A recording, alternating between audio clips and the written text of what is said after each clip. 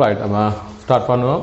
அப்புறம் இன்றைக்கி FWC second term 2025 பேட்சுக்கு நடந்த எம்சிக்யூ டிஸ்கஷன். இது நடக்கும்போது எம்சிக்யூ டிஸ்கஷன் ஆக எல்லா கேள்விகளையும் பார்ப்போம். முதலாவது கேள்வி நான் ஸ்டார்டிங் செய்கிறேன்.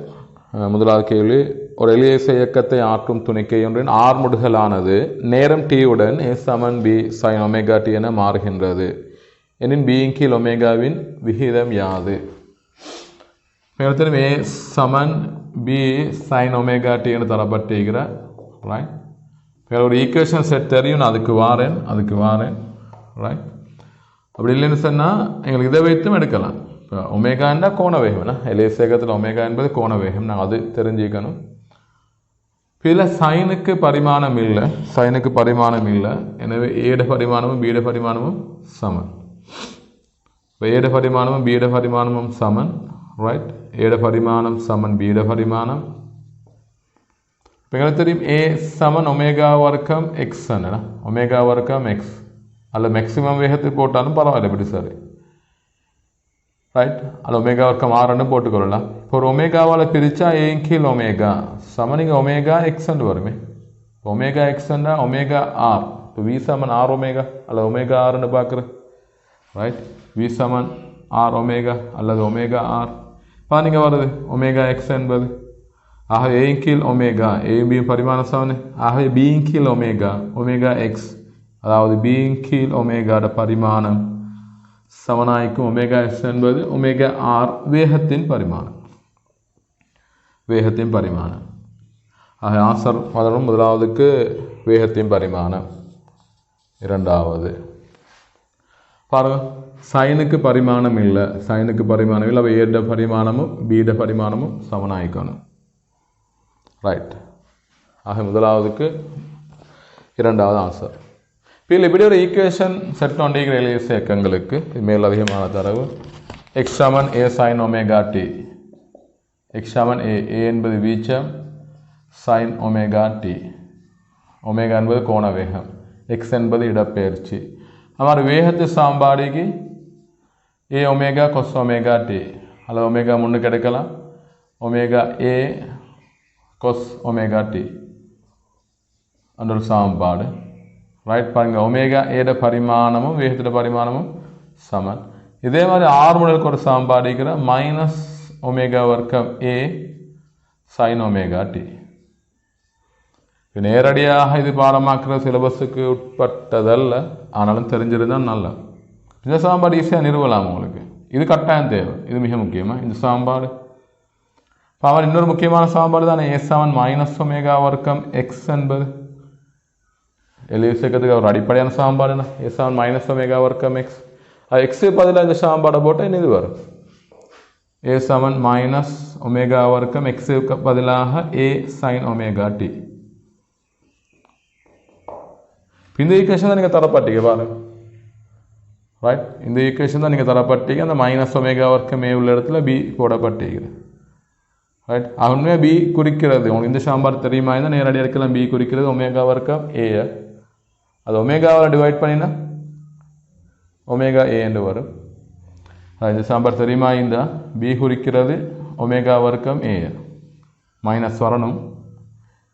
திரும்பி ஒமேகாவால் டிவைட் பண்ணால் அப்போ இங்கேயும் ஒமேகா, ஆக இது வரும் ஒமேகா ஏ என்று வரும். ஒமேகா ஏன்னா வேகத்தையும் பரிமாணம். இங்கே பாருங்க விஷான் ஒமேகா கொசு பரிமாணம் இல்லை ரைட். இது மேலதிகமானது. இந்த சாம்பார் கட்டாயம் தெரிஞ்சுக்கணும், இது கட்டாயம் தெரிஞ்சுக்கணும். இது தெரிஞ்சிருந்தால் நல்ல, ஆனால் இதை நிறுவியும் பெறலாம் மேலுக்கு. இந்த பாருங்க இது ரெண்டும் ஜாயின் பண்ணினா இந்த சாம்பாடு வரும் ரைட். மேலதிகமாக இதை பாடமாக்கி வச்சுக்கோங்க, அல்ல தெரிஞ்சு வச்சுக்கோங்க. ஒமேகா ஏ சமன் வி சமன் omega A cross omega D.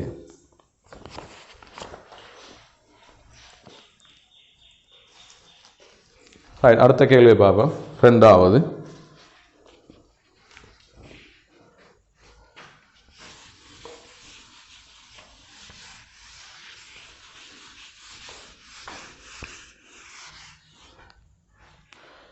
நுண்மானை திருகு கணிச்சியை பயன்படுத்தி கம்பியொன்றின் விட்டத்தை அளவிடுவதற்கு கம்பி வெவ்வேறு இடங்கள் ஒன்றுக்கொன்று செங்குத்தாக வாசிப்புகளை பெற்று இடைப்பெருமானம் காண்பது சரியான முறையாகும். இதன் மூலம் குறைக்கப்படும் வலு யாது?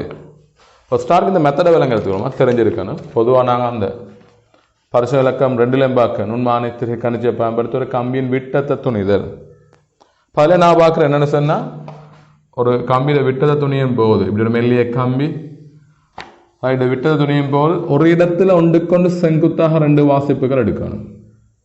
அது மாதிரி பல வாசிப்புகள் அந்த ப்ராக்டிக்கல் 3 இடம்னு சொல்லப்பட்டிருக்கிற 3 இடம் ஒன்றுக்கொண்டு ஒரு இடத்துல ஒன்றுக்கொண்டு செங்குத்தான திசை 2 வாசிப்பு. அது மாதிரி 3 இடங்களில் அளவீடுகளை பெறணும் நீங்கள். ரைட்? அப்படி இப்போ 6 அளவீடுகள் பெறப்படும். 6ஐயும் கூட்டி 6ஆல் பிரிக்கிறது தான் சராசரி. இப்போ ஒரு இடத்துல ஒன்றுக்கொண்டு செங்குத்தா ஏன் 2 எடுக்கிறேன்னு சொன்னால், சில நேரம் இது அந்த குறுக்கு வெட்டு சரியாக வட்டம் இல்லாமல் ஈக்கலாம். இப்படி இல்லாமல் சரியாக இப்படி வட்டம் இல்லாமல் இப்படி இருக்கலாம். நீள்வட்டமாக அந்த உற்பத்தி செய்யும் போது குறைபாடுகள் காரணமாக இப்படி இருக்கலாம். ஆக நீங்கள் ஒரு இடத்துல ஒன்றுக்கொண்டு செங்குத்தாக 2 வாசிப்புகளை பெறும்போது இந்த வட்டம் சரியாக இந்த குறுக்கு வெட்டு வட்டமின்மையால் சரியாக சீரான வட்டமின்மையால் வர வலு குறைவடை. ஏன்னா அவங்களுக்கு இங்கே ஒரு வாசிப்பு வரும் D1, இந்த டிரெக்ஷனில் ஒரு வாசிப்பு வரும் D2. அப்படி என்ன செய்கிற 2ஐயும் கூட்டி 2ஆல் பிரிக்கிறது. ஆக சராசரியாக பெறப்படும். அப்படி இல்லாட்டி இந்த இடத்துல உண்மையை விட அதிகமாக கிடைக்கும். உண்மையாக சராசரியான விட்டத்தை விட அதிகமாக பெறப்படும், இங்கே குறைவாக பெறப்படும். சரியா? இந்த டிரெக்ஷனில் அதிகமாக பெறப்படும், இந்த டிரெக்ஷனில் குறைவாக பெறப்படும். அப்போ 2 எடுத்து சராசரி எடுத்தால் ஓரளவு உண்மை பெருமானத்துக்கு அல்ல சராசரி பெருமானத்துக்கு அன்னளவாக சமனாக வரும். அதே மாதிரி இந்த நீளம் வழியை இவர் சீரற்றதாக ஆயிக்கலாம். இப்படி இந்த இடங்களில் வந்து அப்படியே குறுக்கு வெட்டு குறைந்து இப்படி தடிப்பாவி குறுக்கு வெட்டு அதிகரித்து அப்படி மாறலாம். இப்போ அந்த நீளம் வழியை சீரற்ற தன்மையால் வர வலுவை குறைக்கத்தான் என்ன செய்யறேன்னு சொன்னால் பல இடங்களில் எடுக்கிற வாசிப்பு. பல இடங்கள் ஒன்றுக்கொண்டு செங்குத்தாக பல இடங்கள் எடுத்து சராசரி எடுக்கிறது. ரைட்? அது பாருங்கள், இதான் அந்த ப்ரொசீடியர். இது தெரிஞ்சுக்கணும் கட்டாயம். பரிசோதனையில் நான் அந்த பெற வேண்டிய வாசிப்புகள் எண்ணிக்கை எல்லாம் தெரிஞ்சுக்கணும் போல. இனி பாருங்கள், நுண்மானித்திரை கணிச்சியை பயன்படுத்தி, அதாவது ப்ராக்டிக்கல் கையில் சொல்லப்பட்டிக்க விட மீத ஒன்றுக்கொண்டு செங்குத்தா 2 இடத்துல 3 இடம் உண்டு. அது 3 இல்லாமல் பலன்னு சொன்னாலும் பிரச்சனை இல்லை. 3ஐ விட கூட எடுக்கலாம்டா சிறந்தது கம்பியின் நீளத்தை பொறுத்து. இப்போ நுண்மானித்திரை கணிச்சியை பயன்படுத்தி கம்பி ஒன்றின் விட்டத்தை அளவிடுவதற்கு கம்பியின் வெவ்வேறு இடங்களில் ஒன்றுக்கொண்டு செங்குத்தான வாசிப்புகளை பெற்று இடைப்பெருமானம் காண்பது சரியான முறையாகும். இதன் மூலம் குறைக்கப்படும் வலு யாது? ரைட்? அப்போ வலுனா 2 கேட்டகரி பொதுவாக பார்க்குறேன்னா, முறைமை வலு எழுமாற்று வலுன்னு சொல்லி. இப்போ முறைமை வலு எழுமாற்று வலுவில் வர இந்த வலுவை எங்களுக்கு பின்ன வலுவாகவும் சதவீத வலுவாகவும் சொல்லலாம். இப்போ பின்ன வலு சதவீத வலுன்னு சொல்லுறது அந்த வலுவில் தாக்கத்தை சொல்லுவார் ஒரு கணியம். இந்த வலுவால் இந்த அளவு தாக்கம் உருவாகும் என்பது அதான் பின்ன வலு சதவீத வலு. இப்போ பின்ன வலுக்கள் முறைமை வலுக்கும் சொல்லலாம், எழுமாற்று வலுக்கும் சொல்லலாம். அது மாதிரி சதவீத வலு பின்ன வலுக்கும் சொல்லலாம், எழுமாற்று வலுக்கும் சொல்லலாம். அதாவது முறைமை வலுக்கும் சொல்லலாம், எழுமாற்று வலுக்கும் சொல்லலாம், சதவீத வலுவும். ரைட்? இப்போ பூச்சிய வலுவும் ஒரு வகையான முறைமை வலு தான் எடுக்கணும். சிஸ்டமேட்டிக் எரர்னு சொல்லி ஒரு அளவு, அதான் உபகரணத்தில் உள்ள வலு. ரைட்? இப்போ எழுமாற்று வலுன்னு சொல்றதுக்குள்ள இந்த சூழல் காரணிகளையும் தங்கிக்கிறேன். சூழல் காரணிகள் சில நேரமே நாங்கள் இந்த ஒரு கம்பியை விட்டத்தை நுண்மானித்திரை கணிச்சை பயன்படுத்தி அளக்கும் போது சூழல் வெப்பநிலை ஒரு 2-3 பாய்ச்சல் மாறுதுன்னு வைங்களேன். இப்போ மாற்றும் போது விட்டத்தில் மாற்றம் ஏற்படையிலும் வரைங்க. ஒரு முறை எடுத்த ஒரு வாசிப்பு இன்னொரு 5 மினிட்ஸில் எடுத்தால் இன்னொரு வாசிப்பு பெறப்படும். அடுத்து அந்த அளவீட்டு உபகரணத்தை பயன்படுத்துகிறாள் எப்படி பயன்படுத்துன்னு பொறுத்து மாறலாம். அவர் சரியாகவே இந்த விட்ட மலையை வைக்கிறாரா, கொஞ்சம் சரித்து வைக்கிறாரா, ஒரு ரூலரை பயன்படுத்தி வரைங்க. ஒரு தடி பழக்கும் போது சில நேரம் ஒருத்தர் சரியாகவே செங்குத்தாக வைப்பார், இன்னும் சில பேர் வைக்கிற நேரம் கொஞ்சம் சாய்வாக வைப்பதாக இருந்தால் அதில் சின்ன வலு ஏற்படும். இந்த வகையான வலுக்கள் நான் பார்க்க எழுமாற்று வலுவில் வரும். எழுமாற்று வலு ரைட்? இப்படி கொஞ்சம் சாய்வாயிட்டுன்னு வைக்கும்போது ஆகவே வாசிப்பில் மாறுபாடு சின்ன ஒரு மாற்றம் வரும். இது எழுமாற்று வலு.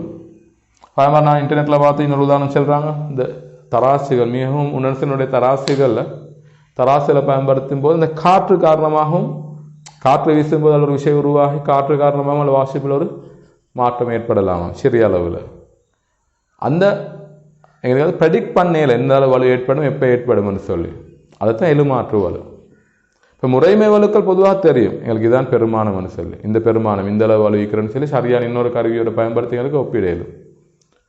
ஆனால் எழுமாற்று வலு சில நேரம் இந்த கணத்தில் வலு இல்லாமல் இருக்கலாம், அடுத்த கணத்தில் அடுத்த வாசிப்பு வரும்போது வலு உருவாகலாம். அத்தகைய வலுக்கள் தான் எழுமாற்று வலுக்கள். ஏன்னா இந்த அடிப்படையில் பார்த்தா இதில் வந்து பாருங்க, இப்போ அதில் 5 ஆன்சரையும் பார்த்தா சிறந்தது இது. நான் எக்ஸ்பிளைன் பண்ணது ஏன் சீரற்ற கம்பியால் ஏற்படும் வலு. இப்போ எழுமாற்று வலுன்னு சொன்னால் ஒரே இடத்துல நீங்கள் ஒரே வாசிப்பு, உதாரணத்துக்கு இந்த D1க்குரிய வாசிப்பே நீங்கள் 2-3 தடவை எடுக்கும்போது வெவ்வேறு பெருமானங்கள் கிடைக்கலாம்.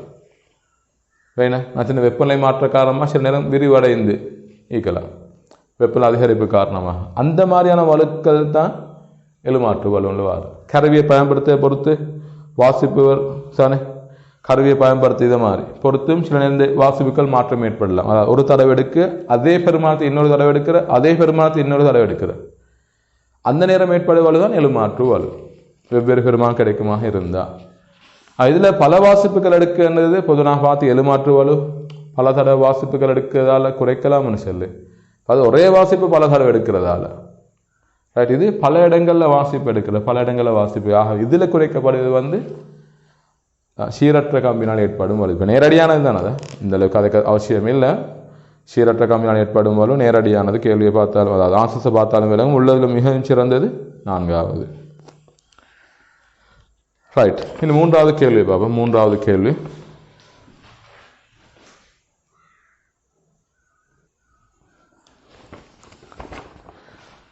ரைட். 3வது கேள்வி பாருங்க. 2வது கேள்வி அப்போ ஆன்சர் வந்து 4வது ஆன்சர். இனி 3வது கேள்வி பாருங்க. ஒரு படகு 20 ms-1 என்னும் சீரான வேகத்துடன் செல்கின்றதாம். அப்போது படகின் இயக்கத்திற்கு எதிராக பிரயோகிக்கப்படும் தடை விசை 500 நியூட்டன். படகின் வலு யாது? நேரடியான கேள்வி. P=Fv. படகு சீரான வேகத்தில் இப்படி பயணிக்கணும்னு சொன்னா ரைட். இப்போ இப்படி ஒரு படகு ரைட் சீரான வேகத்தில் பயணிக்கணும்னு சொன்னால் அவரில் தாக்க தடை விசைக்கு ரைட் ரைட் சமனான விசை பிரயோகிக்கப்படணும். கடலில் பொதுவாக இன்ஜின் பின்னுக்கு இருக்கிற இந்த பக்கத்தால் சமனான விசை பிரயோகிக்கப்படணும். தடை விசைக்கு சமமான விசை சீரான வேகத்தில் பயணிப்பதற்கு. எனவே P=Fv வலு விசை தர வேகம். ஆக வலு வந்து விசை தடை விசைக்கு சமனாயிக்கணும் 500, வேகம் வந்து 20. ஆக பெருக்கினா எவ்வளோ? 10 கிலோவாட்னு வரும். 10 கிலோவாட். ஏன்னா 500 2000 10 அப்போ 10 கிலோவாட்னு வரும். இது ஆன்சர் வந்து 4வது.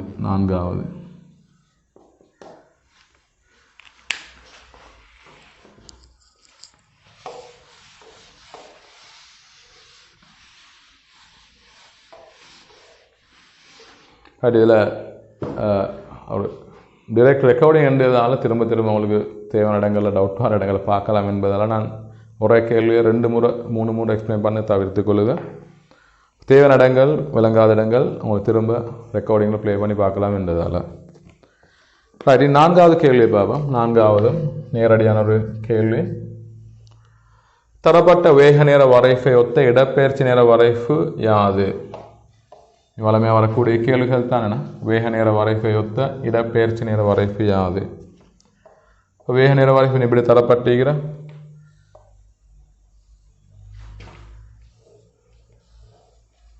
இதை ஒத்த இடப்பெயர்ச்சி நேர வரைஃபு கேட்கப்பட்டிருக்கேன். இடப்பெயர்ச்சி நேர வரைஃபு அப்புறம் எல்லாம் ஒரு நடுவில் இருந்து தொடங்குற மாதிரி இருக்கிற. அப்போ நான் அந்த மாதிரி ஒரு இடத்துலேருந்து ஸ்டார்ட் பண்ணுறேன். இன்னும் கொஞ்சம் கீழே வரைந்து நல்லா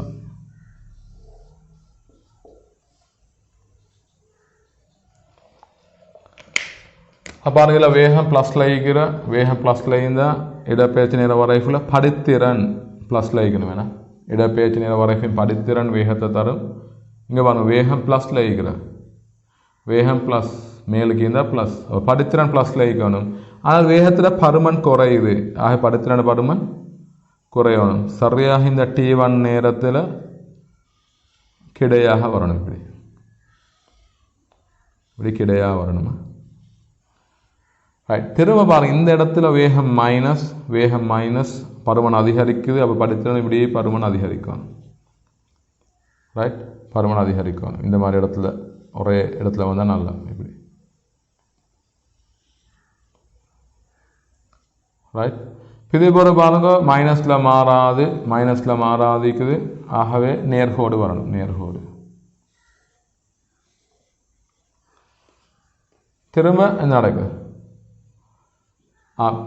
மைனஸ்ல இருக்குது, பருமன் குறைஞ்சி 0 ஆகுது. மைனஸ் படித்திறன் மைனஸ், பருமன் குறைஞ்சிபடி 0 ஆகுது. ஆகவே இடத்துல நீ கவனிக்க வேண்டிய இடங்கள் இது. சரியாக தொடலி வரைந்தால் எக்ஸ் அச்சுக்கு சமாந்தரமாக வரும். ஏன்? படித்திறன் 0. அவர் இந்த இடத்துல வேகம் 0, படித்திறன் 0, சரியாக முடிவடையணும் வந்து கிடையாக படித்திறன் 0. அவர் இந்த இடத்துல பார்த்தா படித்திறன் மைனஸ்ல இருக்கணும். பாருங்க, விரிகோணம். ஆக படித்திறன் மைனஸ். அவர் இன்னொரு விஷயம், இதில் தொடர்ச்சியான தன்மை வரணும். சில நேரம் கம்ப்யூட்டரில் வரைய நேரமான சிக்கல் 5 கேளும் இப்படி தொடர்ச்சியாக வரணும். இது இந்த பிரேக்காக இயலாது. சரியா? அதாவது இந்த சாய்வு மாறுறது, இப்படி வாரது, இப்படி வந்து இப்படி போகல, பிரேக்காக இயலாது. இப்படி தொடர்ச்சியான மாற்றம் இருக்கணும். இப்படி போனால் பிள்ளை சில நேரமாக அவங்க கம்ப்யூட்டரில் வரைத நேரம் அதில் சின்ன ஜாயின் பண்ணி வரைத நேரம் அந்த தொடர்ச்சியான தன்மை இல்லாமல் கேளும். அதுதான் வடிவ மாற்றம் இருந்தால் சரியா? இந்த மாற்றம் இருந்தால் சரி. இந்த வரைஃப் எங்கேயும் வரலாம். இங்கேருந்து ஸ்டார்ட் பண்ணி இப்படியே வந்து இங்கே வந்து இங்கேயும் வரலாம். அல்ல இங்கேருந்து ஸ்டார்ட் பண்ணி இப்படியே வந்து இங்கேயும் வரலாம். அல்ல இவ்விடத்துலேருந்து கீழே ஸ்டார்ட் பண்ணி இப்படியே வந்து இங்கே வந்து அப்படியும் போகலாமா? எப்படி மாறினாலும் இதுக்கு சமாந்தரமாக நீங்கள் எந்த வரைஃபை வரைந்தாலும், நீங்கள் வரைந்திக்கிறதுக்கு நான் வரைந்திக்கிறது சமாந்தரமாக எதை வரைந்தாலும் அதே படித்திரண்ட மாறல், அதே வேக நேர வரைஃபுக்கு அது சரியாக பொருந்தும். என் ஆன்சர் ரெண்டாவதாக சிறந்தனா? ரெண்டாவது. மற்றது கிட்ட போகிற ஒன்றுமே இல்லைன்னா இரண்டாவது தான் இதெல்லாம் திருப்தி ஆகிற மாதிரி இருக்கிறது. இந்த ரெண்டாவது நான் சொன்ன மாதிரி இந்த தொடர்ச்சியான தன்மை இல்லாமல் இருக்கிற இந்த இடத்துல. ஆனால் அது பெரிய ஒரு இஷ்யூ எங்களுக்கு கருது இல்லாத கம்ப்யூட்டரில் அது அந்த வரைய நேரம் அது மாதிரி பிரச்சனைகள் வந்து கேளும். ஏன்னா ஆன்சர் வந்து இல்லை இரண்டாவது.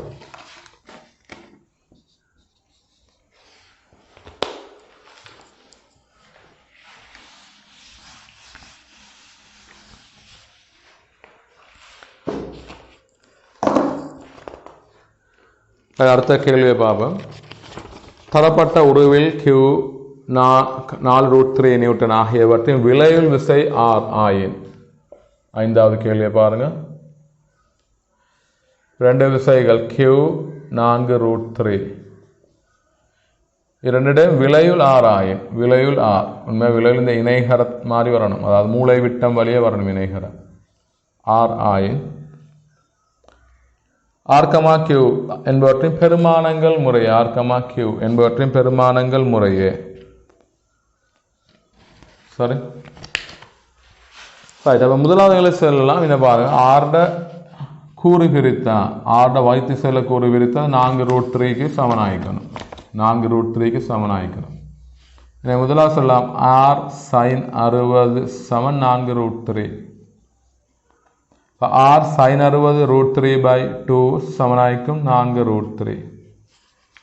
இது 2 விசைகளும் விளைவில் ஆராய்ந்த ஆற கூறு பிரித்தா இந்த 2 விசைகளும் பெறப்படும். எங்களுக்கு ஆற கூறு பிரித்தா இந்த 2 விசைகளும் பெறப்படும். ஆர்ட நிலைக்குத்து கூறு இந்த படத்தின் அடிப்படையில் R sin 60 சமனாய்க்கும் 4√3க்கு. இந்த சுருக்கின ஆற எவ்வளோ? 8 நியூட்டன். ரைட். ஆரை கண்டா அதை வைத்து கியூவை காணலாம். அதை வைத்தும் கியூவை காணலாம். R cos 60 கியூக்கு சமன் சொல்லி, அல்லது tan 60 அந்த tan θ y கீழே எக்ஸ் வாக்கு. இப்போ tan 60 சமனாய்க்கணும். இங்கே 4√3, இது 4√3 ஆக இந்த இதுவும் 4√3 தானே. tan 60 சமன் 4√3 கீழ் கியூ. 4√3 கீழ் கியூ. இப்போது இரு விசைகளில் விளைவில் பார்க்குறோம். இது எக்ஸ், இது y ஆக இருந்தால், இது தீட்டாவாக இருந்தால் tan θ வரப்போது y கீழ் எக்ஸ். tan θ வரப்போது y கீழ் எக்ஸ். இப்போ tan 60 வரும் 4√3 கீழ் கியூ. இப்போ tan 60 என்பது √3 சமன் 4√3 கீழ் கியூ. √3 சீக்கிரம் கியூ சமன் எவ்வளோ? 4 நியூட்டன். ரைட். இது ஆரம்ப தரவுகள் சார்பாக எடுக்கிறது. அப்படி இல்லாட்டி அவங்க என்ன செய்யலாம்? 6 cos 60 6 cos 60 cos 60 என்பது half 6 cos 60 அப்போ எவ்வளோ வரும் 8 Newton sorry 8 cos 60 4 Newton 6 cos 60 அப்போ 6 8 அப்போ 8 cos 60 4 நியூட்டன்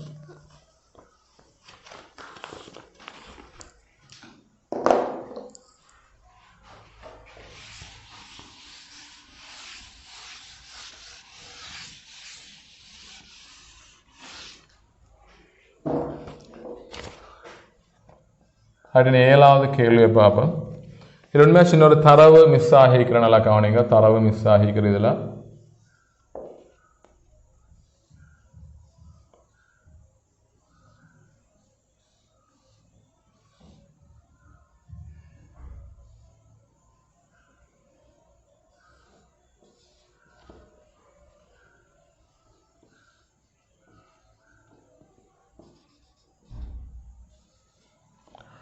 M1 750 M2 500 திணிவுகள் விசை இணைகர விதியை வாய்ப்பார்ப்பதற்கு அமைப்பில் உருவில் காட்டியவர் இணைக்கப்பட்டுள்ளது.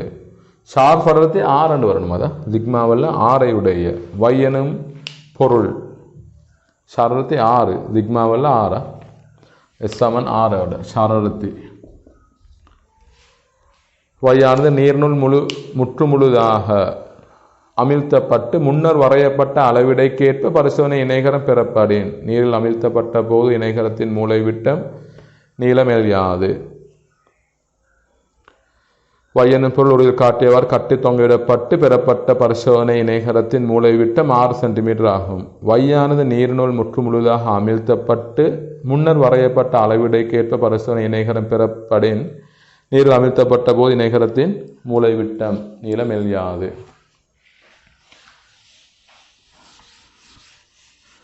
இப்போ விலங்கரத்துக்குள்ள இந்த விசை இணைகர விதியில் நான் வளமையாக எடுக்கிற இது T1 இழுவை, இது T2, இந்த இழுவை T என்று எடுத்தா அல்ல T3 என்று எடுத்தா ரைட். உண்மையாக இந்த விசை இணைகர விதியில் இரு விசைகளை நாங்கள் எடுக்கிற இந்த T1 T2 தான் 2 விசைகளாக எடுக்கிறேன் நான் இணைகர விதியை வரையது T1 T2.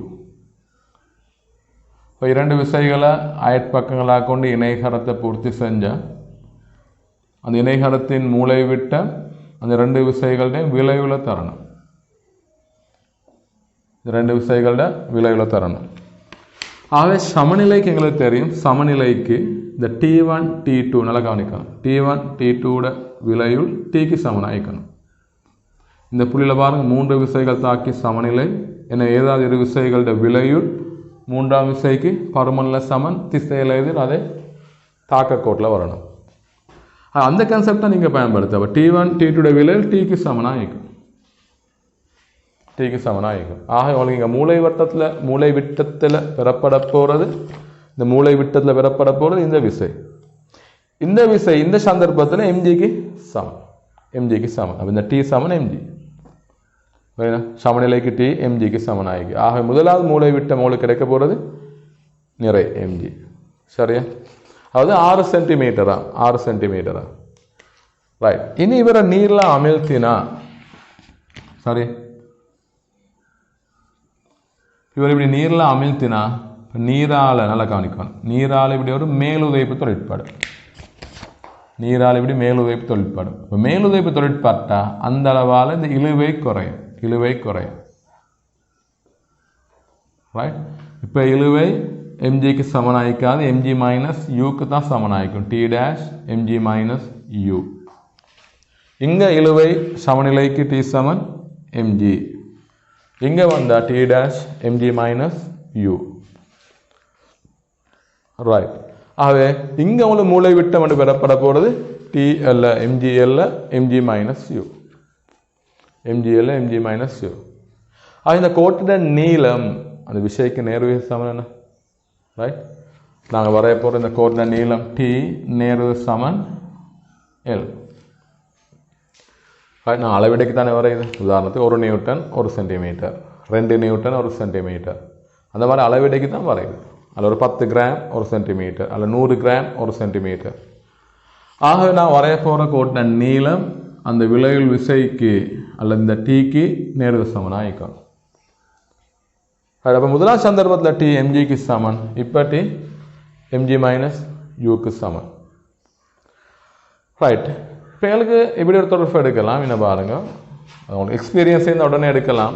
கேள்வி செஞ்ச எக்ஸ்பீரியன்ஸ் இருந்தால் நல்லா அனுபவமே இருந்தால். இப்போ ஷாரரத்து 6 இருந்தால், ரைட், ஷாரரத்து 6, அதாவது அடர்த்தி நீரை போல் 6 மடங்கு. இப்போ நீரில் அமிழ்த்தினா மேலுதைப்பு நீரால் உருவாகிற, ரைட், அதோட நிறைய போல் 6ல் 1 பங்கு தான் வரும். நிறைய போல் 6ல் 1 பங்கு தான் மேலுதைப்பு உருவாகும். அந்த அடர்த்தி விகிதத்தை வைத்து விலங்கெடுக்கலாம். ரைட், உங்களுக்கு தேவையான நான் இப்படி இதில் விளம்பரப்படுத்துகிறேன் பாருங்கள். இதுதான் பொருள்னு வைங்களே, பொருளோட எம்ஜி சமனாய்க்கும் வி ரோ ஜிக்கு.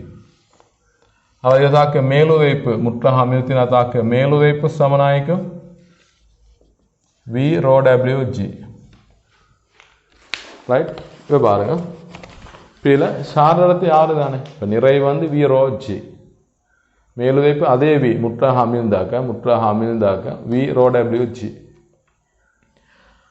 பாரு, இங்கே ரோ டபிள்யூ மாதிரி ரோ 6 மடங்கு என்பதால் நிறைய மாதிரி 6ல் 1 பங்கு தான் இங்கே வரும்.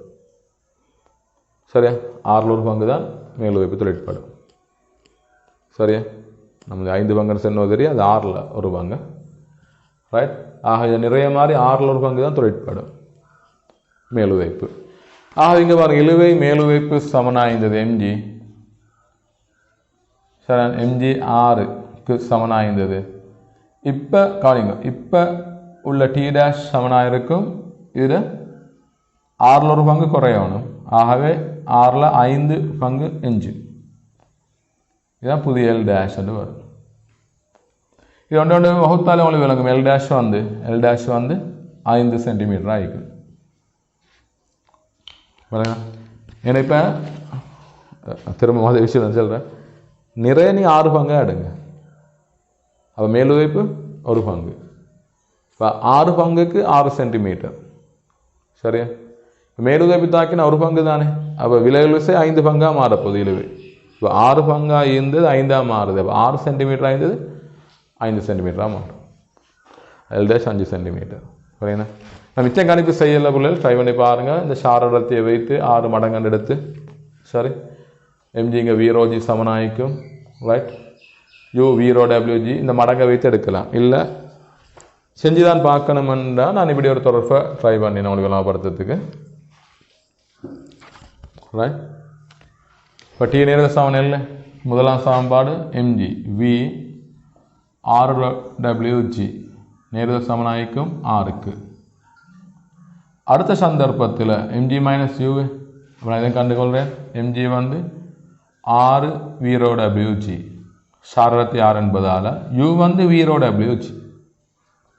அப்படி இந்த கழித்து எவ்வளோ வரும்? 5 வீரோ டபிள்யூஜி. விளங்குது? நிறை வந்து இது ரோக்கு பதிலாக 6 ரோ டபிள்யூ, ஷாரரத்து 6 என்பதால் இப்போ 6 வீரோ டபிள்யூஜி, மேலுதைப்பு வீரோ டபிள்யூஜி, நீலகன் அமிழுது, ஆக கழித்து 5 வீரோ டபிள்யூஜி. அப்படி செஞ்சு பார்க்கணுமெண்டா இங்கே பாருங்கள், 5 வீரோ டபிள்யூஜி தான் புதியது. நேர சமன் எல் டேஷ். இப்போ 6க்கு 6ஆக இருந்தால் 5க்கு 5 வரும். ஏன்னா எல் டேஷ் எவ்வளோ? 5 சென்டிமீட்டர். சுருக்கி பார்க்கலாம், 1 வகுத்தாலே ஈஸி ஆன்சர் வந்துடும். 1 வகுத்தாலே ஆன்சர் வந்துடும். ரைட், அது அந்த 6க்கு ஜிக்மான்னு சந்திக்கிறாங்க. அது ஜிக்மாவெல்லாம் குறியீடு மாறி நான் மிஸ்டைப் பண்ணி பட்டிக்கிறேன். அது 6 வரணுமா? எனக்கு ஆன்சர் அது 4வது, 7க்கு 4. சரி, 7க்கு 4வது ஆன்சர். நல்ல ஒரு கேள்வி. இந்த தரவுகள் அவசியம் இல்லை, ரேகைகள் இது அவசியம் இல்லை. விலங்கெடுத்துக்கணும். T1 T2 இணைகர விதி. T1 T2 விலையுள் தான் மூளைவிட்டத்தால் பெறப்படும். சமநிலை நிபந்தனையை பார்த்தா T1 T2 விலையுள் Tக்கு சமனாக இருக்கும். T1 T2 விலையுள் Tக்கு சமனாயிருக்கும் சமநிலைக்கு. சரியா, ஆகவே இங்கே சமநிலைக்கு டியும் எம்ஜியும் சமன். இந்த புள்ளியோட சமநிலைக்கு T1 T2 விலையுள் Tக்கு சமன். இங்கே சமநிலைக்கு டியும் எம்ஜியும் சமன். இங்கே எடுத்து வந்தால் மூளைவிட்டம் T டேஷ் தான் மூளைவிட்டமாக வரப்போகுது. T டேஷ் வந்து எம்ஜி மைனஸ் யூக்கு சமனாக வருது. அது கணிப்பு செய்யாமல் எடுக்கலாம் ஷாரரத்து விகிதத்தை வைத்து, அல்லது கணிப்பு செய்யணுமென்றா இந்த மாதிரி தொடர்பு எடுக்கலாம். ரைட், அடுத்த கேள்வி பாம், 8வது கேள்வி.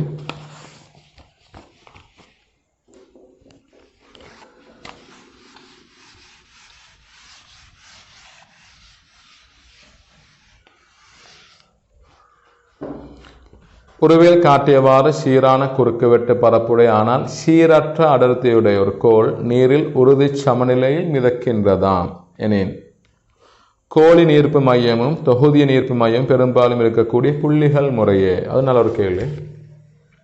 8வது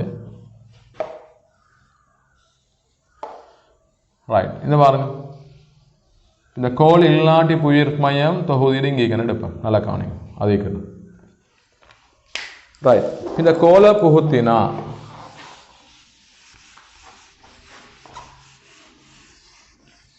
கோல் இல்லாம கோல் உள்ள இடத்துல நீர் இருந்திருந்தா, திரவம் இருந்திருந்தா அது சீரான திரவமாயிக்கும், அவ புயிர்ப்பையும் சரியா மையத்தில் வரும்.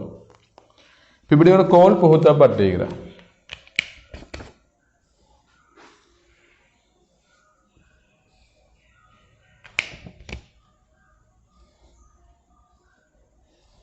ஆகவே உறுதி சமநிலையில் இருக்கணும்டா. இந்த கன்செப்ட் பெரும்பாலும் இந்த நீரமானிட அமைப்புலையும் பார்க்குறேன். உறுதி சமநிலையில் இருக்கணும்டா, மேலுதைப்பு தாக்குற புள்ளி மீயுந்தல் மையம். மீயுந்தல் மையம் என்பது இந்த இடம்பெயர்க்கப்பட்ட பகுதியின் ஈர்ப்பு மையமாக இருக்கும். அதாவது அந்த இடம்பெயர்க்கப்பட்ட இடத்துல திரவம் இருந்திருந்தா திரவத்தில் போய் ஈர்ப்பு மையம் இருக்கிறேன். இந்த இடம்பெயர்க்கப்பட்ட இவர் இடம் பிடித்த இடத்துல திரவம் இருந்திருந்தா திரவத்தில் புயிர்ப்பு மையம், அந்த இடம்தான் மீயுந்தல் மையம்.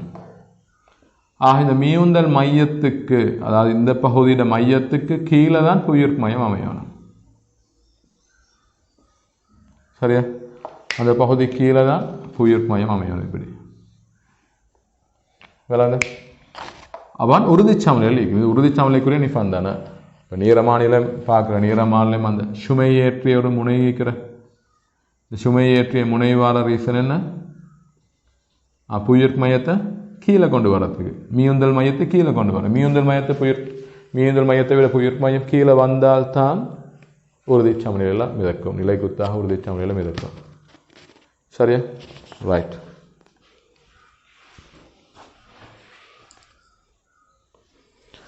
ரைட். ஆக அந்த கன்செப்டை வைத்து என்ன சொல்லலாம், இவர் உறுதி சமநிலையை சந்திக்கிறார். நல்லா கவனிங்க, உறுதி சமநிலையை தரப்பட்டிருக்கிறதால, உறுதி சமநிலை என்பதால மீயுந்தல் மையத்து கீழே தான் புயிர்ப்பு மையம் ஈகணும். சரி, மீயுந்தல் மையத்து கீழே புயிர்ப்பு மையம். எனவே புயிர்ப்பு மையம் ஏ அல்லது பி வரலாம். என ஸோ பார்த்தா இந்த படத்தை பார்த்தா என்ன விளங்குற மாதிரி ஏ அல்லது பி வரலாம். அந்த அமிழ்ந்த பகுதியின் மையத்துக்கு கீழே வரணும். அப்போ அதை போட்டுக்கொள்ளும். கோளின் ஈர்ப்பு மையம் ஏ அல்லது பி போட்டுக்கொள்ளணும். ஏ அல்லது பி, இது கோல்டு. ஏன்னா இந்த அமிழ்ந்த பகுதியின் மையத்துக்கு கீழே வந்தால் சரி. எனக்கு அந்த படத்தை பார்த்தா விளங்குது அது ஏபி ரெண்டும் சாத்தியம்னு சொல்லு. ரைட். இனி பாருங்க இப்போ தொகுதியின், அதாவது திரவத்தில் புயிர்ப்பு மையம் அல்ல, தொகுதியின் புயிர்ப்பு மையமே, தொகுதியின் ஈர்ப்பு மையம். அதாவது இந்த திரவம் கோல் நல்லா விளங்க எடுத்துக்கிறோம். இப்போ இந்த இடத்துல திரவம் இருந்திருந்தா, நல்லா கவனிங்க, திரவம் இருந்திருந்தா புயிர்ப்பு மையம் தானே இது ஜி. சரியா? திரவம் இருந்திருந்தா வர புயிர்ப்பு மையம் தான் ஜி.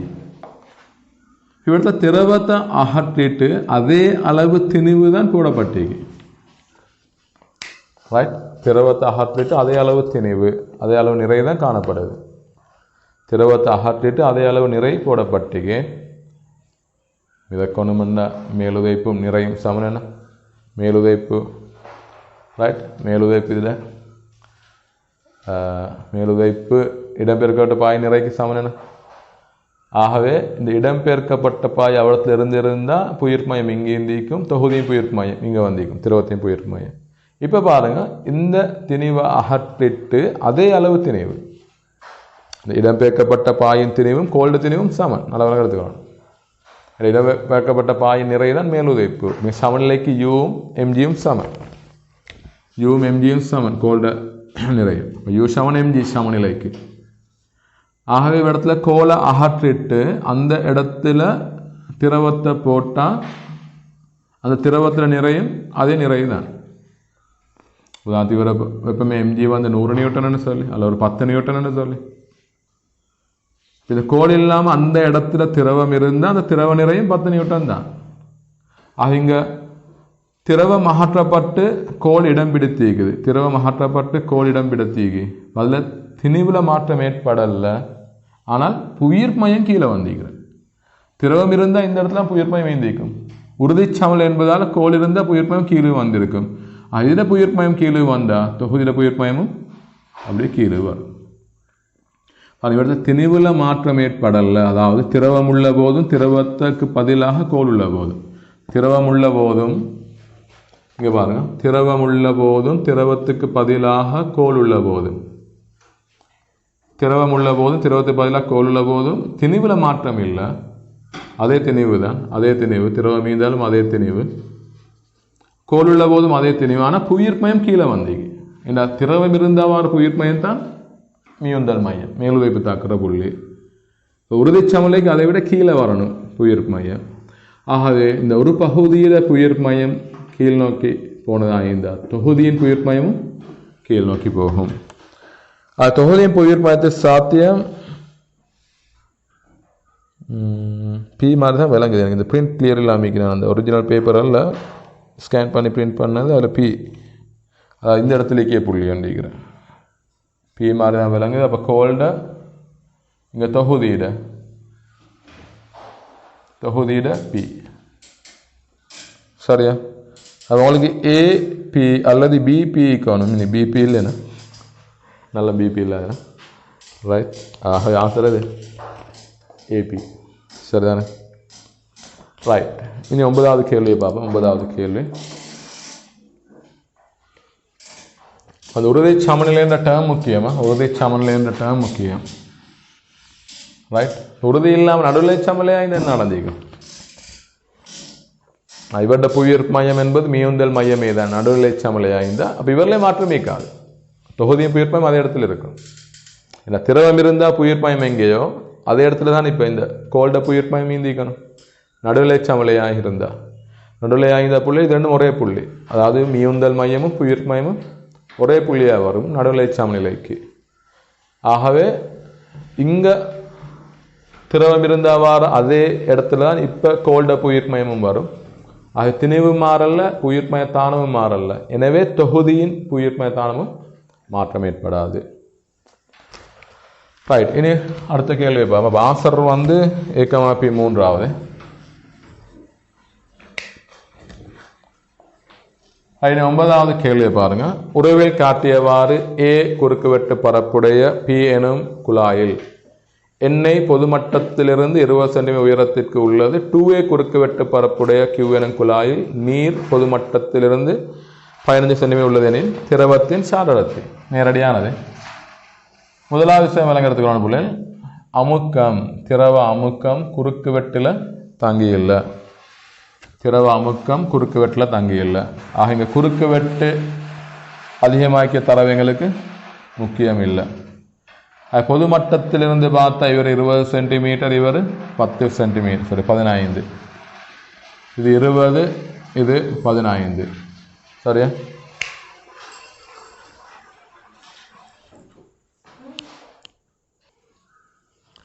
ரைட். இனி முதலாவது விடைமையில் நீங்கள் விளங்கெடுக்க வேண்டியது அதான குறுக்கு வெட்டில் தங்கியில்லை திரவ அமுக்கம். அப்போ ஒரே கிடைமட்டம் ஒரே அமுக்கம் ஒரே திரவத்துள்ளுக்கு ரைட். இப்போ எண்ணெய் நான் ஓன்னு எடுக்கிறேன். நீர் ρ W. அது 2 புள்ளியில் அமுக்கத்தை சமப்படுத்தலாம். வளிமண்டல அமுக்கம் P0 இதில் போட அவசியம் இல்லை. ப்ளஸ் ρOHOG மாடிலுதும் இல்லை HO ρOG சமனாய்க்கும் P0 வளிமண்டல அமுக்கம் ப்ளஸ் HW ρWG. இந்த ஸ்டெப் உண்மையாக எழுத அவசியமே இல்லை. நான் சும்மா எக்ஸ்பிளைன் பண்ணதுக்கு அது சரியாக இப்படி எழுதுறேன்னு எழுதுறது. நான் XY எடுத்தேன். XY புள்ளிகள் ஒரே கிடைமட்டத்தில் ஒரே திரவத்துள்ளுக்கு அமுக்கங்கள் சமன். P2 கேன்சல் ஆகும். அடுத்த ஸ்டெப்பில் GG கேன்சல் ஆகும். எனவே ρO ρW சமனாய்க்கும் HW கீழ் HO 15 கீழ் 20 3 கீழ் 4.75 3 கீழ் 4 ஆன்சர் இருக்கு. அப்புறம் ரெண்டாவது ஆன்சர் 9க்கு ரெண்டாவது. சரி,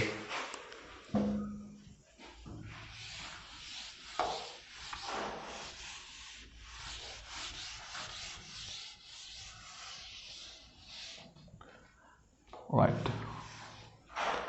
இது 10வது கேள்வி பார்ப்போம். 10வது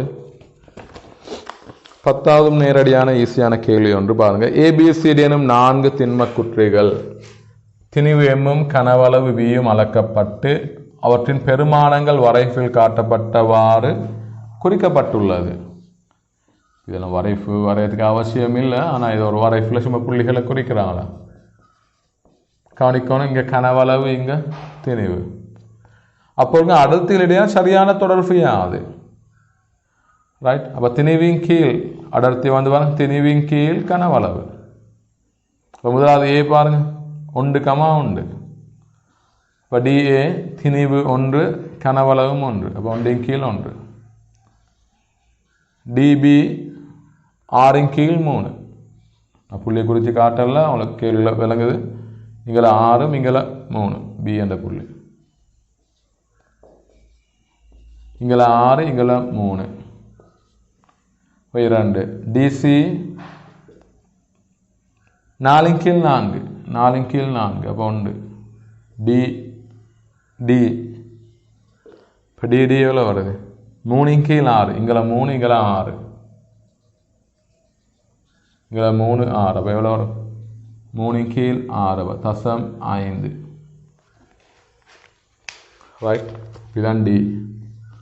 இது வழியே வரதான் C. நேரடியானதுன்னா அவற்றின் அடர்த்திகளுக்கிடையான சரியான தொடர்பு. அப்போ உயர் அடர்த்தி வரணும். ரெண்டு சமனாயிக்கணும், DCயும் DBயும் DCயும் இல்லை, DAயும் DCயும் சமனாயிக்கணும். DAயும் DCயும் சமனா உள்ள ஒரே ஒரு ஆன்சர் மூன்றாவது மொத்தம் சரியானது. DB உயர்வாக வருது 2, DD இழிவாக வருது. ஆன்சர் சரி, மூன்றாவது. மூன்றாவது பாருங்க, D விட DCயும் DAயும் சமனை சந்திக்கிறாங்க, அதை விட DB பெருதான். சரிதானே? DD 0.5, DC DA 1, DB 2. இப்போ கேள்வி கஷ்டமில்லை, நீ விடை பண்ண தேடி இருக்கிறது கஷ்டமாகி கேள்வி. ஆனால் கேள்வி ஹார்டானதல்ல. சரியா? ரைட். அடுத்த கேள்வியை பார்ப்போம். அடுத்த கேள்வி 11வது.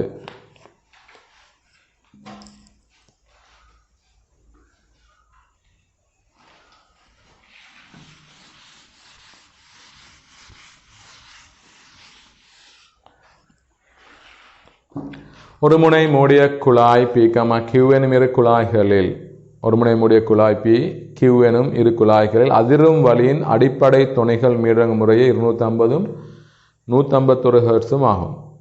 குழாய் P முதலாவது மேற்றொனியிலும் குழாய் Q இரண்டாவது மேற்றொனி அதிரும் போது ஏற்படும் அடிப்பு மீடிரன்கள் யாது? நல்லா கவனிக்கணும். 11வது பாருங்க. ஒரு முனை மூடிய குழாய் P அட அடிப்படை துணைகள் 250. இவருடைய F0 250. பிள்ளைங்களுக்கு அடுத்ததாக பெறப்பட போகிறது 3F0 5F0 7F0 பெறப்படுமே. ஒரு முனை மூடிய குழாய்களில் அடுத்தரும் மேற்றொணிகளோட மீடரங்களை பார்த்தா F0 3F0 5F0 7F0 வரும். இப்போ 3F0 750 5F0 1250 அப்படின்னு போகும். ஒரு முனை மூடிய குழாய் PQ ரெண்டும் அப்படி தானே, இரு குழாய்கள் அடுத்தவரும் அப்படி தான். பாருங்கள், பவரில் பார்த்தீங்கன்னு சொன்னால் F0 டேஷன் வெப்பமே ஆகட்டது 151. அதில் வரப்போகுது 3F0 டேஷ் 5F0 டேஷ் அப்படி தான் போகும். 7F0 dash. இப்போ 3F0 டேஷ்ன்னா 453 வரும். 5F0 டேஷ்ன்னா 755 வரும். 7F0 டேஷ் தேவைண்டா போடுவோம், தேவைண்டா மட்டும் போடுவோம். பாருங்க இப்போ கேள்வி பாருங்க திரும்ப ஒரு முனை மூடிய குழாய் P, Q. P, Q. இவர் நீளம் கூடியதாக வரணும். அது இந்த கேள்விக்கு அவசியம் இல்லை. இப்போக்கு இரு குழாய்கள் அதிரும் வரையின் அடிப்படை துணைகள் 250 151 ஹெர்ட்ஸும் ஆகும். குழாய் P முதலாவது மேற்றொணியிலும் முதலாவது மேற்றொணின்னா இதுனா இதுதான் கேட்குறாங்க. முதலாவது மேற்றொணியிலும் குழாய் Q இரண்டாவது மேற்றொணியிலும் இவிட இதான் அடிப்படை. இது முதலாவது இரண்டாவது, இது அடிப்படை. இது முதலாம் மேற்றோணி, இது இரண்டாம் மேற்றோணி. சரியா? ரைட். குழாய் P முதலாவது மேற்றோணியிலும் Q இரண்டாம் மேற்றோணியிலும் அதிரும் போது ஏற்படும் அடைப்பு மீடுறன். சிம்பிளா 5 ஹெர்ட்ஸ், 755 755 ஹெர்ட்ஸ். ஆன்சர் 5 ஆகுதா? ஆன்சர் 5 ஆகுது. ரைட். இப்போ முனைவு திருத்தம் புறக்கணிக்கன்னு சொல்றாங்க. முனைவு திருத்தம் புறக்கணிக்கன்னு சொல்லி கொஞ்சம் யோசிச்சு பாருங்க. அது உண்மையான தரவு எங்களுக்கு நாம் பயன்படுத்தினோமா? அவசியமான தரவு. முனைவு திருத்தம் புறக்கணிக்கத்தக்கது என்ற தரவு எங்களுக்கு அவசியமானு பாருங்க, யோசிச்சு பாருங்க. முனைவு திருத்தம் புறக்கணிக்கத்தக்கது என்பது தேவை. போதும் யோசிச்சது. ரைட். உண்மை அவசியம் இல்லை. முனைவு திருத்தம் இருந்தாலும் F03, F05, F07, F0 வடிவத்தில் தான் போகும். ரைட். கொஞ்சம் பாருங்க, தியரிகளை பார்த்துக்கோங்க. முனைவு திருத்தம் இருந்தாலும் இந்த மீடரங்கள் F03, F05, F0 அடிப்படையெல்லாம் போகும். முனைவு திருத்தம் புறக்கணித்தாலும் புறக்கணிக்கல்லாட்டியும் ரைட் இந்த மீடரங்கள் அடுத்தரும் மீடரங்கள் F03, F05, F0 அடிப்படையெல்லாம் போகும். எனவே இல்லை இந்த முனைவு திருத்தம் புறக்கணிக்க தரவு முக்கியம் இல்லை. அது எப்போ முக்கியமாகும் என்றால் நாங்கள் அலை நீளம் எல்லாம் கண்டு நீளங்களை கண்டு அந்த கணிப்புகள் செய்யும் போது தான் முனைவு திருத்தம் இருக்கா இல்லை என்பது முக்கியமாகும். இந்த முடிவு முனைவு திருத்தம் இருந்தாலும் இல்லாட்டி ரெண்டுக்கும் செல்லுபடியாகும். சரிதானே? இந்த F03, F05, F0 அடுத்தரும் மேற்றோணிகள் மீடரங்கள் இந்த அமைப்பில் அமையும் என்பது முனைவு திருத்தம் இருந்தாலும் இல்லாட்டியும் ரெண்டுக்கும் செல்லுபடியாகக்கூடியதான். ரைட். அது 11வது கேள்வி. சரி, இனி 12வது பார்ப்போம். எளிய இயக்கத்தை ஆற்றும் 400 கிராம் திணிவுடைய பொருளின் அலைவு மையத்திலிருந்து இயங்கும் தூரத்துடன் அதன் விசை மாறலை வரைவு காட்டுகிறதெனின் பொருளின் கோண வேகம் யாது? பொருளின் கோண வேகம். ஆக விசையின் மாறல். அப்ப இதே மாறல் தான் வரப்போது ஆர்முடுகளுக்கும். என்ன வித்தியாசம்? திணிவால பிரிக்கணும்.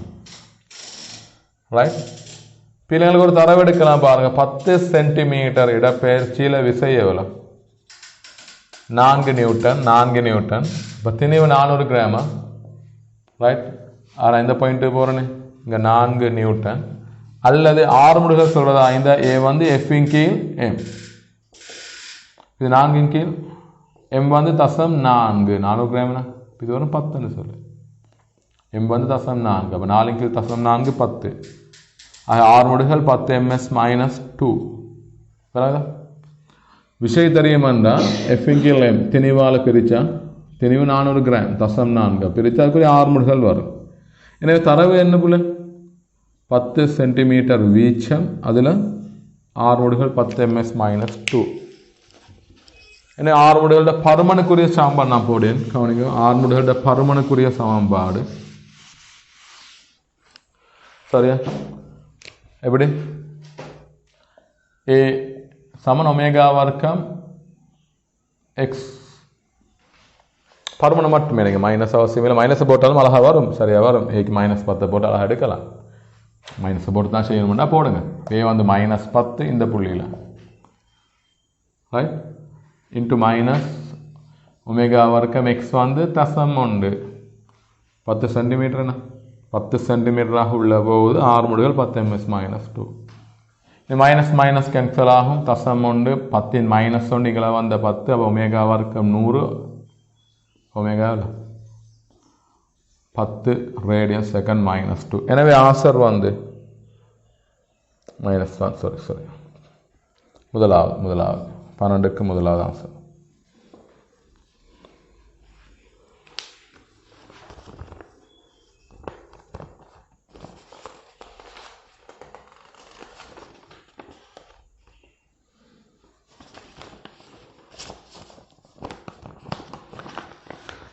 ரைட், இனி 13வது கேள்வியை பார்ப்போம். 13வது கேள்வி.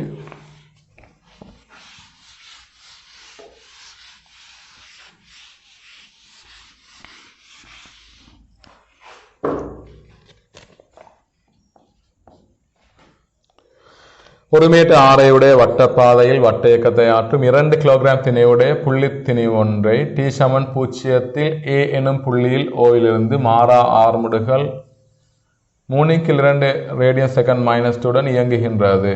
மாறா கோண ஆர்முடுகள் 3/2 ரேடியன் செகண்ட் -2. இத்துணிக்கை B அடையும் போது கோண உந்தத்தில் ஏற்படும் மாற்றமும் அதன் திசையும் சரியாக குறிப்பது. இங்க ஆரம்ப கோண உந்தம் 0. ஏன்னா ஓவிலிருந்து ஆரம்பிக்குதான் புள்ளி ஏல. அப்போ ஆரம்ப கோண உந்தம் 0. புள்ளி பிக்கு வந்து அவருக்கு ஒரு கோணக்கதி காணப்படும். ஒமேகா. முதலாவது அதை காணுவோம், ஒமேகாவை காணுவோம். ரைட், ஒமேகா வர்க்கம் சமன் ஒமேகா நாட் வர்க்கம் ப்ளஸ் 2 ஆல்ஃபா டீட்டான சமன்பாடை போடலாம். இது 0 2 ஆல்ஃபா 3/2 டீட்டா எவ்வளோ? இந்த சுழன்ற கோணம் எவ்வளோ? By radian. By radian bike பதிலாக 3. டீடாக்கு பதிலாக பை ரேடியன் பைக்கு பதிலாக 3. ரெண்டு சுருக்கி நம்ம ஒமேகா வரப்போகுது. ஒமேகா வர்க்கம் 9, ஒமேகா இப்போ 3 ரேடியன் செகண்ட் -1. இனி கோண உந்தம் கேள்வி. கோண உந்தம் ஐ ஒமேகான்னு போடுவோம். ஐ ஒமேகா. ஐ வந்து எம்ஆர் வர்க்கம் இன்ட்டு ஒமேகா. இப்போ 1 மீட்டர் ஆரையுடையது. இப்போ 6 வர்க்கம் ஈஸியாக வரும். அப்போ எம் வந்து 2 கிலோகிராம் 2 தர 1 வர்க்கம் தர 3 பீர் 3 6 கிலோகிராம் மீட்டர் வர்க்கம் செகண்ட் -1. அது 6 கிலோகிராம் மீட்டர் வர்க்கம் செகண்ட் -1. எனவே கோண உந்தத்தின் திசை வலக்காய் விதி அடிப்படையில் பெறலாங்கண்ணா. வலக்காய் விதி வலசுழன்றா உள்நோக்கி. வலசுழன்றா உள்நோக்கி. தாளுக்கு உள்நோக்கி. அது தாழ்நோக்கு உள்நோக்கிய திசையில் 6 கிலோகிராம் ரேடியன் செகண்ட் -1. உண்மையாக ரேடியன் வர அவசியம் இல்லை. அதில் ரேடியன் கோண உந்தத்துக்கு வாரல ரேடியன். ஆக ஆன்சர் 2வது. ஆன்சர் 2வது. கோண உந்தத்துக்கு ரேடியன் வராது. சரியா? பொது நான் ரேடியன் பயன்படுத்திய கோண இடப்பெயர்ச்சிக்கும்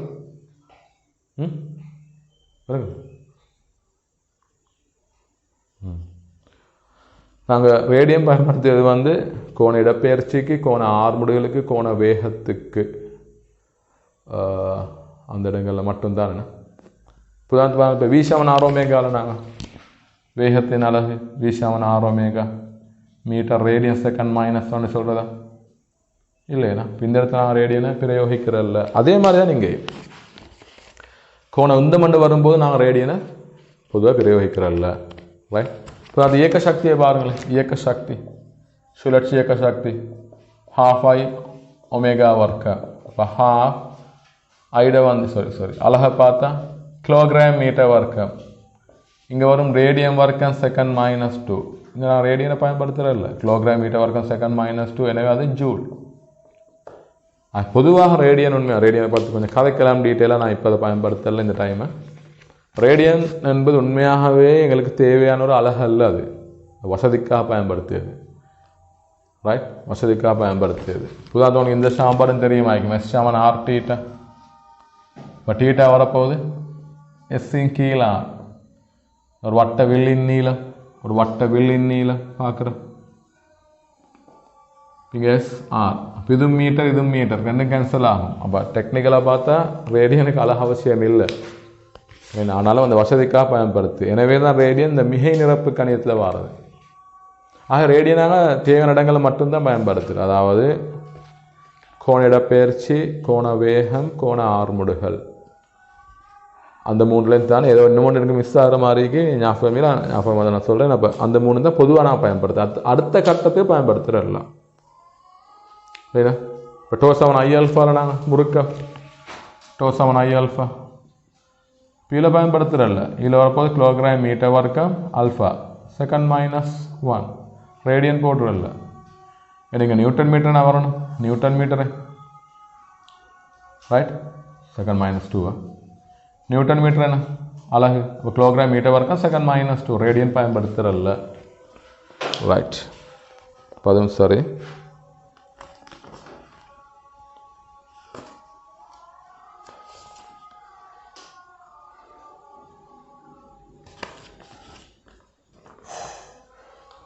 14 ஒரு நேரடியான கேள்விதான். 14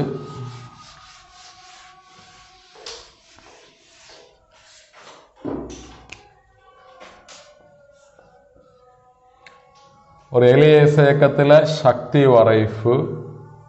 இப்போ நான் இந்த ஷேப்பில் வர முடியும் பார்க்குறது இயக்க சக்தி திணிவு 200 கிராமாம். அப்போ 0.2 கிலோகிராம் திணிவுடையது. இந்த இடம் 16 தர 10⁻³ ஜூல்.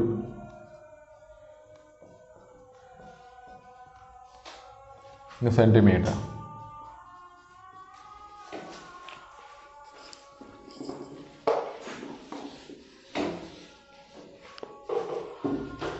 எளிய இயக்கத்தை ஆற்றும் 0.2 கிலோகிராம் திணிவுடைய துணைக்கையுடன் இடப்பெயர்ச்சியுடன் இயக்க சக்தி மாறுவதை வரைப்பு காட்டுகிறது எனின் துணைக்கையின் கோண வேகம் யாது? அந்த உயர் இயக்க சக்தியை போடுவோம் என்ன? K மேக்ஸிமம் ½ V மேக்ஸிமம் அல்லது ½ V மேக்ஸிமம் ஒமேகா வர்க்கம் A வர்க்கம் என்று வரும் என அதை போடுவோம். உயர் இயக்க சக்தி சமநிலைத்தானத்தில் உருவாகும். அப்போ K மேக்ஸிமம் 16 தர 10⁻³ அரை தர m.2 ஒமேகா வர்க்கம் கேள்வி A வர்க்கம். A என்பது வீச்சம். வீச்சம் 2 சென்டிமீட்டர் என ரைட் 2 சென்டிமீட்டர். அப்போ 2 தர 10⁻² வர்க்கிச்சா 2 வர்க்கம் தர 10⁻⁴ வரும். 2 வர்க்கம் தர 10⁻⁴. அழகா சுருக்கலாம். 2.2 அங்கே 0.1 வரும். இங்கே 2 வர்க்கம் 4 16 சுருக்கினா இங்கே 4. இங்கே 10⁻⁵ பாருங்க 2 செஞ்ச 10⁻⁵. இங்கே வந்த 10⁻⁵. 10⁻⁵ 10⁻⁵ 10⁻². அப்போ 4 தர 10⁻² வரப்போது ஒமேகா வர்க்கம். ஒமேகா வர்க்கம் ஒன்று எடுத்தேன் 2 தர 10 அதாவது 20 ரேடியன் செகண்ட் -1. நான்காவது ஆன்சர். இந்த புள்ளி தான் சாம்பாடு போட்டிக்கிறான். உயர் இயக்க சக்திக்குரியது. சரியா? உயர் இயக்க சக்திக்குரியது.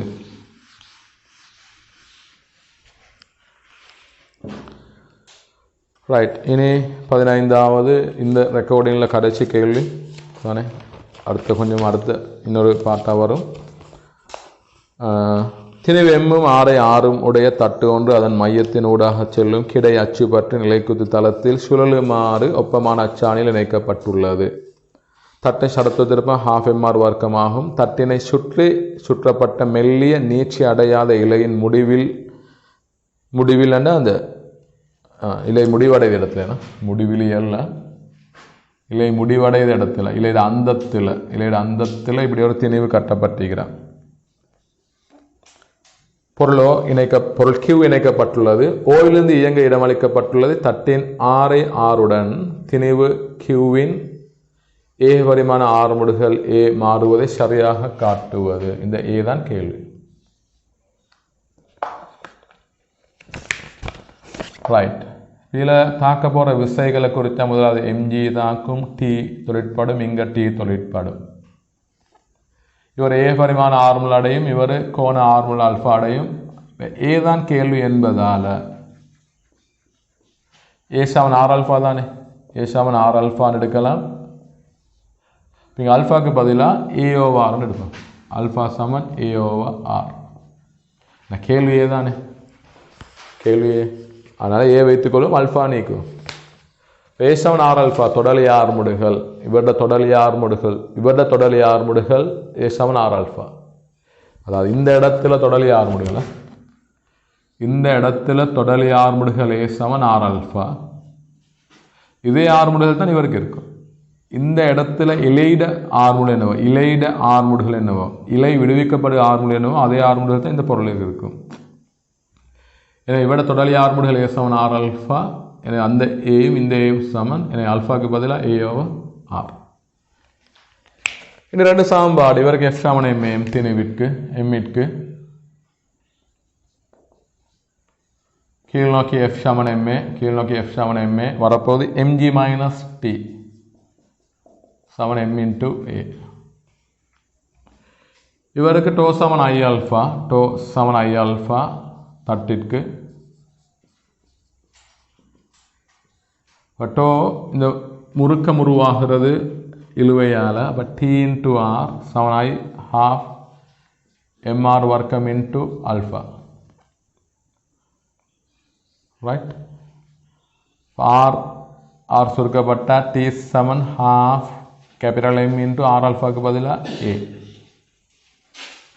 ரைட். இது இரண்டாம் சமன்பாடு, இது முதலாம் சமன்பாடு. இப்போ முதலாம் சமன்பாடு பிரதிடுவோமே, உண்மை எந்த தொடர்பு எங்களுக்கு அவசியமும் இல்லை.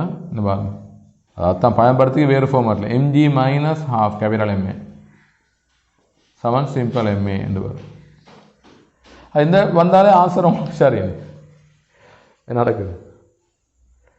இவ்வளோ சுருக்கினாலும் போதும், இந்த கட்டம் வந்தாலும் போதும் உங்களுக்கு. இக்கால செய்ய தேவையில்லை. ஆறுமுடுகள் ஆறையில் தங்கி இல்லை, ஆறுமுடுகள் ஆறையில் தங்கி இல்லை. இப்போ ஆறுமுடு சாம்பார் சுருக்கி எடுக்கலாம். இதில் எம்ஜி சமன் சரி எங்கால கொண்டு போனால் ஏ புது எடுத்த M plus capital M by 2 இப்படி தொடர்பு எடுக்கலாம். ஆனால் ஆறையில் தங்கி இல்லை. எனவே ஆன்சர் இது. தட்டட ஆரை மாற மாற இட தொடலி ஆறுமுடுகள் மாறாது. ஆன்சர் மூன்றாவது. ஆன்சர் மூன்றாவது. சரியா? அதுக்குரிய ஆன்சர் மூன்றாவது. ரைட். இதுதான் சாம்பாடு. இவருக்கு F seven M A M G minus T simple M into A. இவருக்கு டோ செவன் ஐ அல்ஃபா புள்ளி ஓ பற்றி. சரியா? புள்ளி மையம் பற்றி டோ செவன் ஐ அல்ஃபா. அப்போ முறுக்கம் உருவாக போது இழுவையால். அப்போ டி இன்ட்டு ஆர், ஐ வந்து ஹாஃப் எம்ஆர் வர்க்கம் இன்ட்டு அல்ஃபா. ஆர் சுருக்கப்படும். இப்போ ஆர் அல்ஃபாவுக்கு பதிலாக என்ன ஏன்னு எடுக்கலாம், ஹாஃப் எம்ஏ. இதில் பிரதிட்டா M G minus half M A simple M A. எனவே இதில் வைத்து அவன் நிப்பாட்டலாம் வைக்காங்களே. இந்த ஆறுமுடலுக்குரிய தொடர்பு ஆறையில் தங்கிலேருந்து வருது. அது வர பார்த்தாலும் போதும். ரைட். அப்போ தொடர்ச்சி அடுத்த ரெக்கார்டிங்கில் வருமா?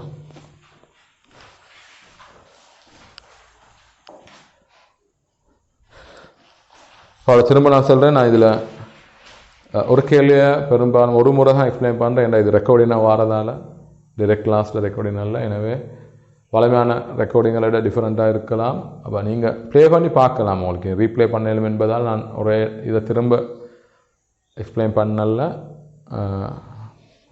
அதாவது வளமையான ரெக்கார்டிங் டிரெக்ட் கிளாஸ் ரெக்கார்டிங் இல்லாமல் கொஞ்சம் டிஃப்ரெண்ட்டானதாக இருக்கலாம் இது.